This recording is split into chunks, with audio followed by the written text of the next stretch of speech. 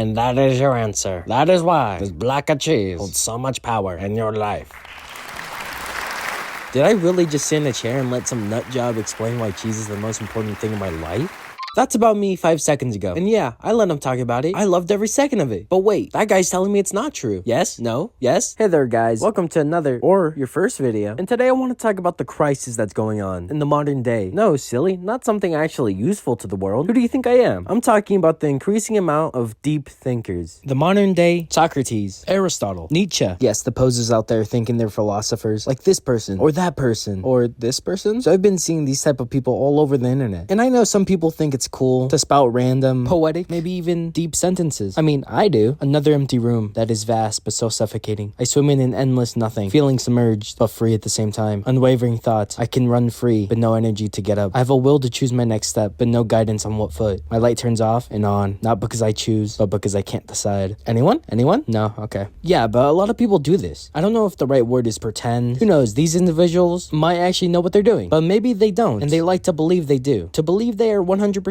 serious, and often do this on the daily. It's not a simple TikTok comment. They truly believe they are deep thinkers. And as a self-proclaimed philosopher myself, yeah, I'm a fraud, I thought to myself, well, why do people actually believe this? So my mission here in this video is to break down why there's so many fake modern day philosophers. But where do I start? Well, first, I need to dive into something serious, something crazy, dangerous even. Yes, faith. Oh, come on. Okay, enough with the jokes. But before I get to the actual point, I need to inform you about faith. Believing someone's code. And no, this is not an attack on anyone's way of believing. You do you, as long as you're not hurting anyone, of course. I would take a hunch here to say a big reason for doing this stems from what they believe in. So what makes belief such a great factor in all this? Well, to begin, we need to ask ourselves, what is belief? A mental acceptance, conviction, or cognitive trust that a proposition, idea, or premise is true, often acting a filter for interpreting reality. Right, so it's a big system where you trust something full-heartedly. And this doesn't just go for religion. It can go for simple things like theories or headcanons for a show or movie. So obviously, everyone in the world believes in something. And even for the basis of this, believing in nothing is believing in something. That might make a paradox, but who knows? Next definition is faith. And yes, these words are different. Complete trust or confidence in someone or something. For reference, belief is the first step, a mental passageway. One opens to start trusting something, usually the things people use for theories or headcanons, but faith is something deeper. It is the actions and now unwavering trust, even if it makes no sense. So a step farther than just plain old belief. This is more religious territory, or said person's way of thinking. So using all that for my base, let's get a deeper meaning of why belief and faith means so much to someone. Enough to make them spread what seems to be proper philosophy onto the world. Talking about faith, there's no way I can skip over religion. It's quite impossible. So meet St. Thomas Aquinas, or Angelic Doctor. This man wasn't just a priest, but a philosopher. His main points were directed with the Christian faith, using the teachings of the church. But what he said about faith fascinated me enough to add him here. To one who has faith, no explanation is needed. To one without faith, no explanation is possible. You see, the main point implemented here was about faith and the meaning of things unknown to people. Faith is necessary to answer the question of divine things, to have a truth and reasoning behind things. And you see, American philosopher Charles Sanders Peirce had a similar idea. In this 23-page PDF file I found, The Fixation of Belief, he described the meaning of belief, but using doubt as a basis of why. Let me explain. Imagine a scenario.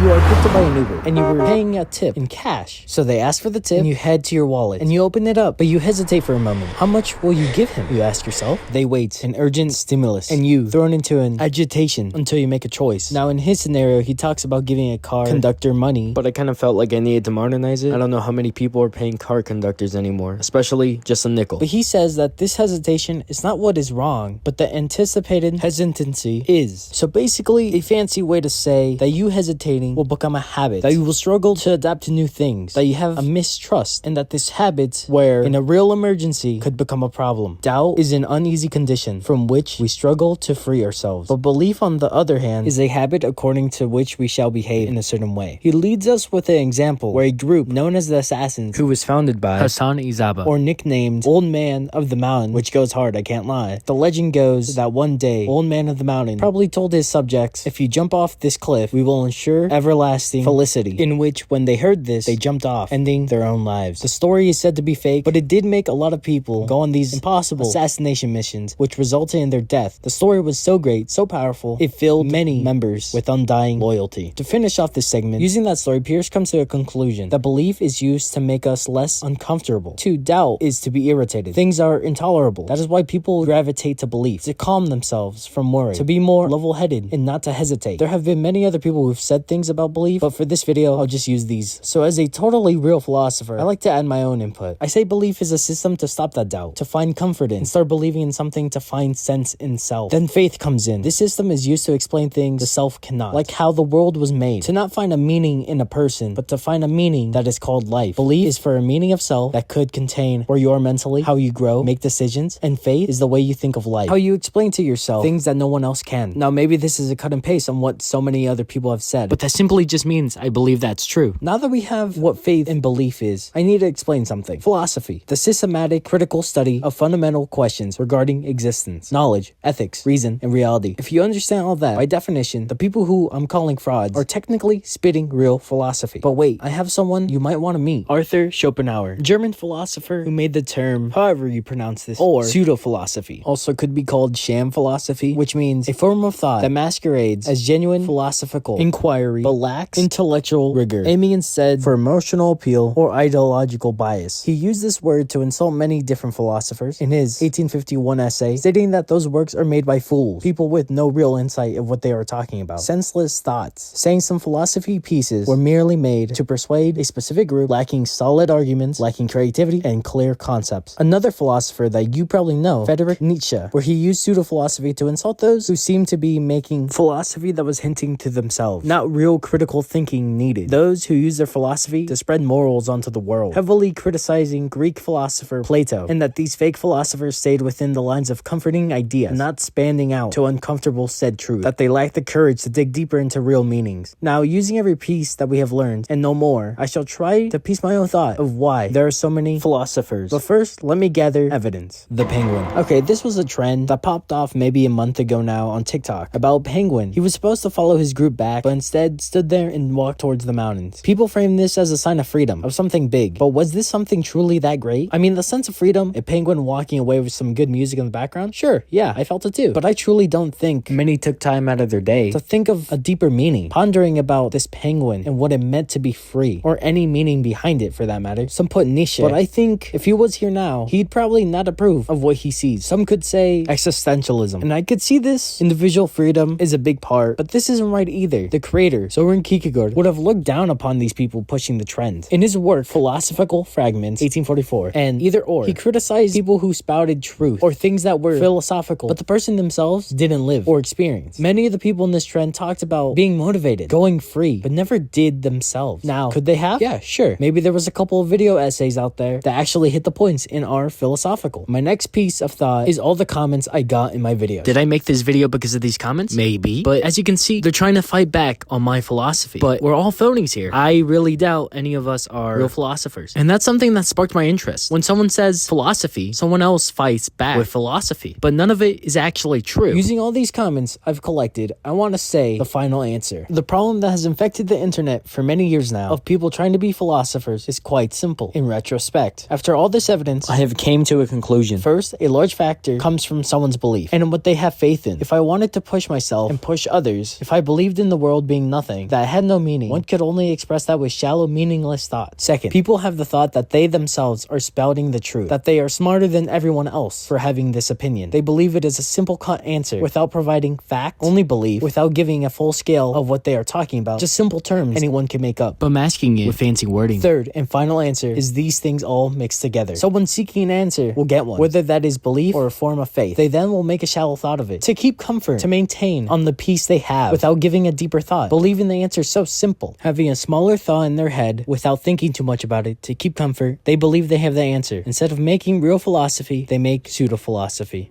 But wait, if you know me or don't, get used to this. This still has a silver lining to it. Philosophy is about perspective, about the belief in something. Just because I say all this, I could be wrong in your eyes. It's all subjective. And in so many cases, even if it's not proper philosophy, it can still be helpful. It can cheer someone up, give them hope, maybe even change their mindset for better or worse. It's a coin toss with stuff like this. But no matter what you believe in, as long as you aren't totally stating yourself as a philosopher, it won't really matter. As long as you remember that art isn't easy and could be really detrimental for those who actually have been philosophers. Things aren't dry cuts, and deep thinking is good for the world, but some helpful words from anyone can be an amazing thing. Even if it's just me spouting a lot of nonsense in the eyes of philosophers, I might be an inspiring deep thinker, but at the end of the day, I'm just entertainment. And hey, if it works to better someone's day, it might be worth it. So if you ever think you're a fraud for saying a lot of nonsense too, maybe it's because you are, but don't let that stop you. Just be the deep thinker we all inspire to be.